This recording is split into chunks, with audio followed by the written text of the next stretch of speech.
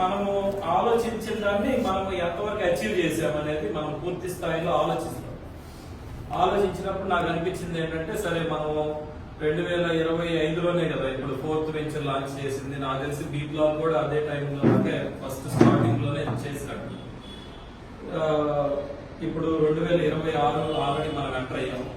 2026 వచ్చేసరికి మనము 5th phase, 6th phase, 7th phase, కనీసం ఇంకొక 3 వెంచర్లు అయినా మనం కంప్లీట్ చేయాలని నేను కోరుకుంటున్నాను. మీ అందరి సహాయ సహకారాలు. అయితే ఎప్పుడు కూడా మనము 2023లో మొదలు పెట్టిన దగ్గర నుంచి కూడా అంచెలంచెలుగా మనం నేర్చుకుంటూనే వస్తాం.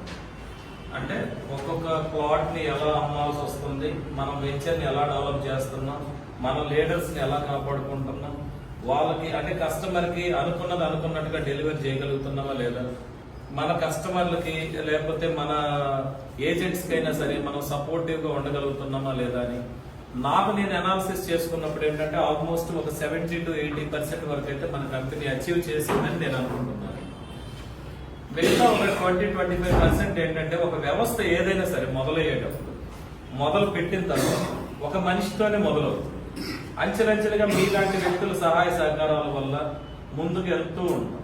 వెళ్ళేటప్పుడు ఏంటంటే ఇంతమందిని మేనేజ్ చేయాలన్నా లేకపోతే ఇంతమందితో మనం మమేకమయ్యి పని చేయాలన్నా కొన్ని తప్పిదాలు జరుగుతూ ఉండొచ్చు, కొన్ని ఇబ్బందులు తలెత్తుతూ ఉండొచ్చు. అది ఏ కారణాలైనా సరే, ఎలాంటి ఇబ్బందులైనా సరే వాటన్నిటిని మనం పూర్తి స్థాయిలో గమనించుకొని అన్ని మనము పూర్తిగా ఆలోచించి ఒక్కొక్కదాన్ని సాల్వ్ చేసుకుంటూ ముందుకు వెళ్ళాలనేది నా లక్ష్యం.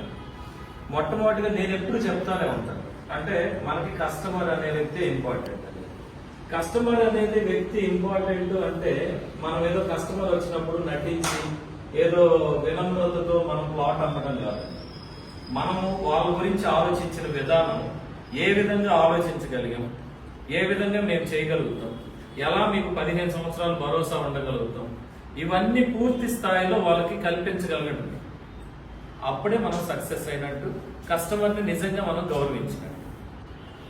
అదే విధంగా మన కంపెనీ పాలసీని భుజాలకు ఎత్తుకొని మన లీడర్స్ అంటే టాప్ లీడర్స్ అయినటువంటి మన సీనియర్ డైరెక్టర్స్ కానివ్వండి, అంచెలంచెలుగా కొన్ని సలహాలు సూచనలు ఇస్తూ మీ అందరూ అంటే జిఎంస్ని కానీ ఇలా ఎక్కువ మందిని రిక్రూట్ చేసుకొని మీ భుజ స్కంధాల మీద మిమ్మల్ని పెట్టి కంపెనీని మోపిస్తూ ఎటువంటి ఇబ్బంది లేదు, ఏ చిన్న ఇబ్బందులు ఉన్నా మేము ఖచ్చితంగా మేనేజ్మెంట్ దృష్టికి తీసుకెళ్ళి